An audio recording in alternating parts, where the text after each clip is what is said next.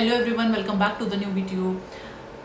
आज की वीडियो उन स्टूडेंट्स के लिए है जो पढ़ाई के साथ साथ जॉब भी कर रहे हैं, जिनको जॉब भी करनी है। 8 से 10 घंटे उनको जॉब पे जाना ही जाना है और साथ में एक सपना देखा है कि हाँ, नॉर्सेट क्लियर करना है, एम्स में नर्सिंग ऑफिसर लगना है।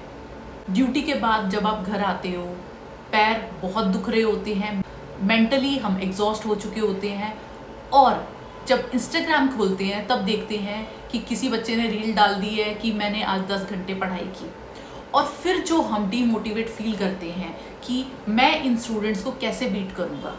ये तो रेगुलर स्टूडेंट्स हैं, they have plenty of time, मैं कैसे इस स्टूडेंट को बीट करूँगा, मेरा सिलेक्शन कैसे होगा। तो उन स्टूडेंट्स के लिए मैं आज ये वीडियो बना रही हूँ कि आप लोगों को कैसे टाइम मैनेजमेंट करना है, क्या आपकी राइट स्ट्रैटेजी होनी चाहिए, बिकॉज आप लोगों के पास उतना टाइम नहीं है, आपकी स्ट्रैटेजी थोड़ी सी अलग होनी चाहिए। फाइन। तो आज की वीडियो में हम यही देखेंगे कि किस तरह से हम जो है नॉर्सेट के लिए प्रिपरेशन कर सकते हैं विद जॉब।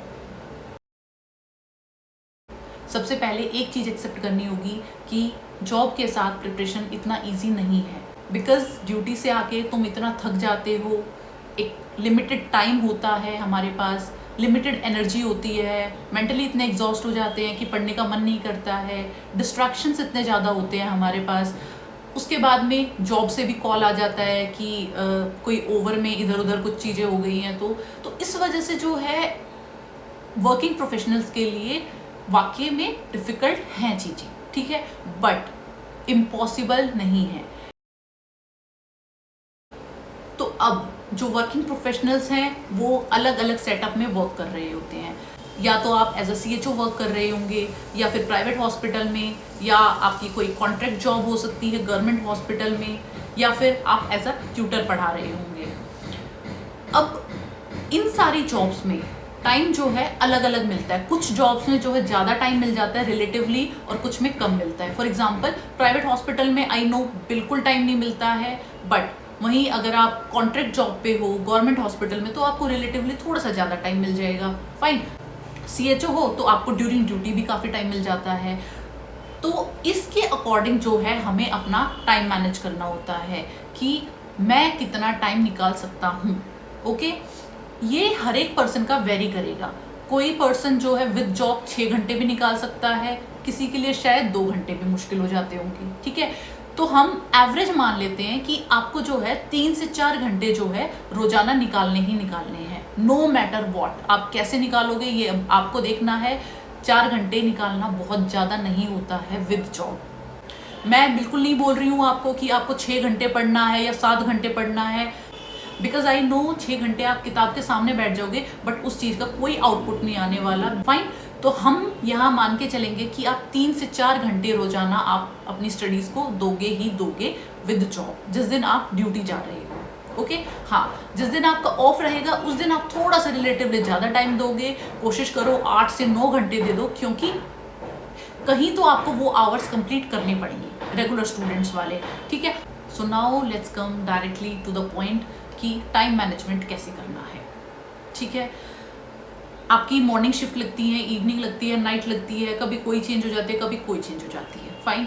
तो इसमें आप क्या करोगे, पहले तो आप कोशिश करोगे कि आपको एक फिक्स ड्यूटी अगर मिल जाती है तो इससे बेहतर कुछ नहीं हो सकता। अगर आपको डेली मॉर्निंग मिल रही है या डेली इवनिंग मिल रही है तो इससे आपका जो एक रिदम बन जाएगा, थोड़ा सा ईजी हो जाता है पढ़ना। ओके, उस हिसाब से हम अपना जो है स्लीप वेक साइकिल बना लेते हैं। रोज हमारे दिमाग में सेट रहता है कि हाँ, मुझे मॉर्निंग ड्यूटी करके आनी है, उसके बाद में इवनिंग पूरी मेरी है, आके 4 या 5 घंटे आराम से पढ़ सकता हूँ। सिमिलरली अगर इवनिंग है तो आप मॉर्निंग का रूटीन बना सकते हैं। ओके, ये तो हो गई जो बच्चे ड्यूटी फिक्स करा सकते हैं।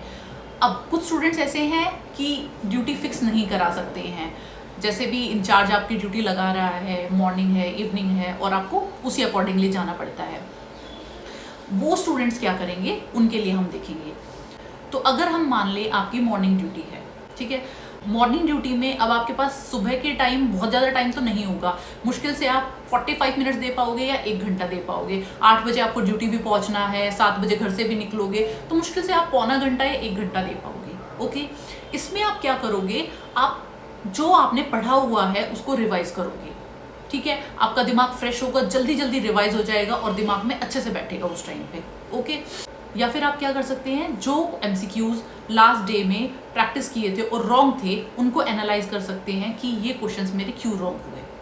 फाइन, तो सुबह उठ के आप 1 घंटा क्या करेंगे, पहले जो पढ़ा हुआ है उसी को रिवाइज करेंगे या फिर जो क्वेश्चंस गलत हुए थे उसको एनालाइज करेंगे।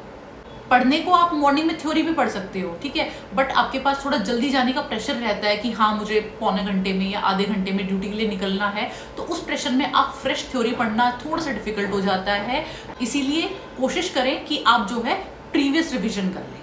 फाइन, उसके बाद में आप जो है ड्यूटी करके आएंगे, ड्यूटी के बाद में जो है आप जो भी आपको रेस्ट वगैरह लेना है लीजिए, फिर आप जो है एक इवनिंग का शेड्यूल बना लीजिए या नाइट का बना लीजिए, जैसे भी आपको कंफर्टेबल लगता है। ऐसा कुछ नहीं होता है कि सुबह उठ के पढ़ने से ज़्यादा याद होता है या रात में ज़्यादा याद होता है, आपको जब कंफर्टेबल हो आप तब पढ़ो, ठीक है। आप जो है कम से कम 3 घंटे का स्लॉट जरूर रखो। 1 घंटा हमारा मॉर्निंग में हो गया था, 3 घंटे अभी आपने रखने ही रखने हैं। फाइन, इसमें आप क्या करोगे, इसमें आप करोगे न्यू थ्योरी, मतलब आप एक टॉपिक पकड़ोगे, वो पढ़ोगे, प्लस उसके MCQs प्रैक्टिस करोगे सेम डे।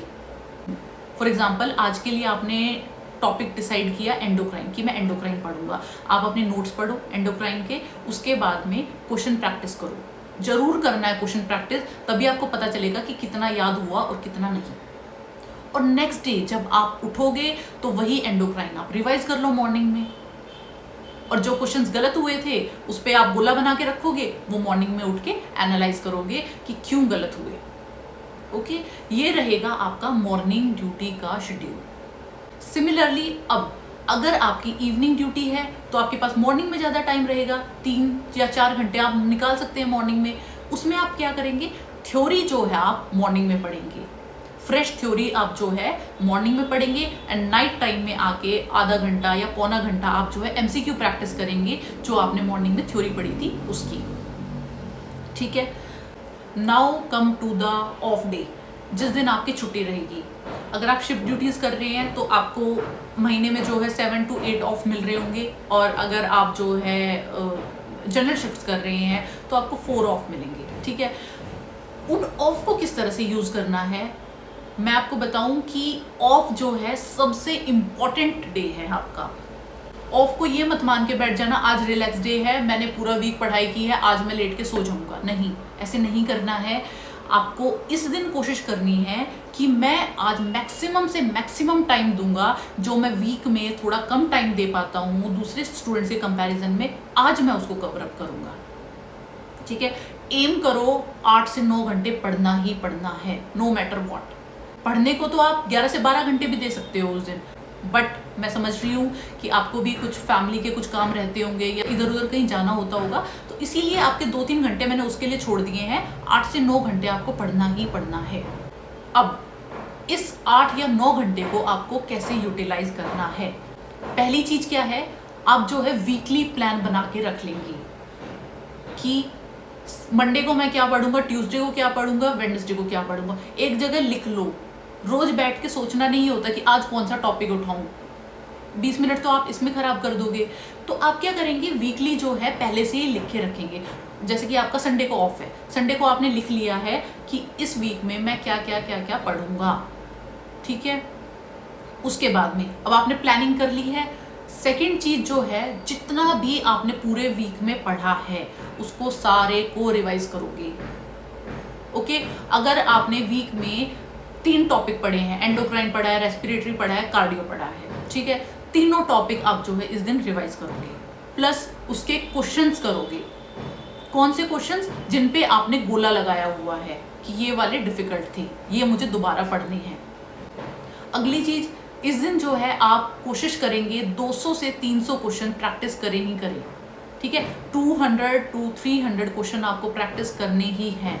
बाकी दिन शायद आप 40 से 50 क्वेश्चन ही कर पाएं जो वीक में डेज हैं, बट जिस दिन ऑफ है उस दिन कोशिश करो 200 से 300 क्वेश्चन करो ही करो, ओके।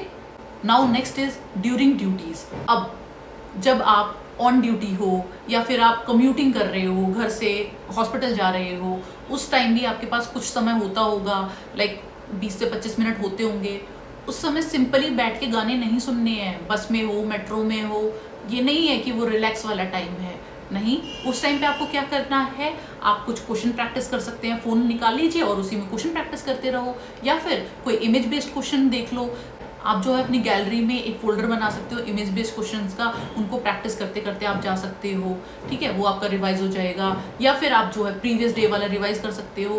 कुल मिला के आपको वो समय बिल्कुल वेस्ट नहीं करना है, वो यूज़ करना है। आप उसमें या तो क्वेश्चन प्रैक्टिस कर लो या फिर आप इमेज बेस्ड क्वेश्चन देख लो, फाइन। और ऑन ड्यूटी भी आपको टाइम वेस्ट नहीं करना है। कभी कभी हमारे पास कम काम होता है, तो उस दिन ये नहीं है कि टाइम वेस्ट करना है, आप जो अपना फ़ोन निकालेंगे, क्वेश्चन प्रैक्टिस करेंगे, इमेज बेस्ड क्वेश्चन करेंगे ड्यूटी पे भी, ओके। और एक बात मैं यहाँ बोलूँगी, ड्यूटी पे आप जो है थ्योरी पढ़ने मत बैठ जाना, फ्रेश थ्योरी लेके मत बैठ जाना, बिकॉज उसमें काफ़ी फोकस चाहिए होता है। जब हम नया कुछ पढ़ रहे होते हैं तो हमें ज़्यादा फोकस देना पड़ता है।